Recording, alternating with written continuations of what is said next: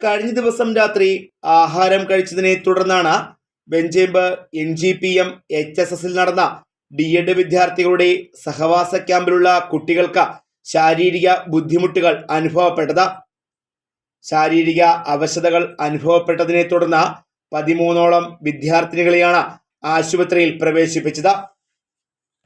103 വിദ്യാർത്ഥികളാണ് ക്യാമ്പിൽ ഉണ്ടായിരുന്നത്. ക്യാമ്പിന്റെ ഭാഗമായി രാത്രിയിൽ നൽകിയ ആഹാരം കഴിച്ച കുട്ടികൾക്കാണ് ശാരീരിക ബുദ്ധിമുട്ടുകൾ അനുഭവപ്പെട്ടത്. തുടർന്ന് 6 വിദ്യാർത്ഥികളെ പുനലൂർ താലൂക്ക് ആശുപത്രിയിലും 7 വിദ്യാർത്ഥിനികളെ പുനലൂരിലെ സ്വകാര്യ ആശുപത്രിയിലും പ്രവേശിപ്പിച്ചു.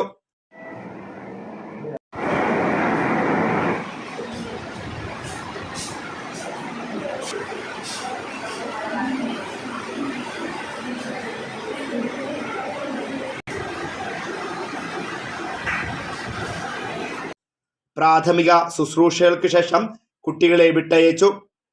ക്യാമ്പിൽ വിദ്യാർത്ഥികൾ തന്നെയാണ് ആഹാരം തയ്യാറാക്കുന്നതെന്നും സുരക്ഷിതമായ അന്തരീക്ഷത്തിലാണ് സഹവാസ ക്യാമ്പ് നടക്കുന്നതെന്നും സ്കൂൾ മാനേജ്മെന്റ് പറഞ്ഞു.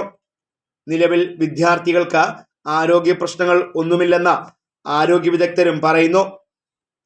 Fox TV news bureau, Punalur.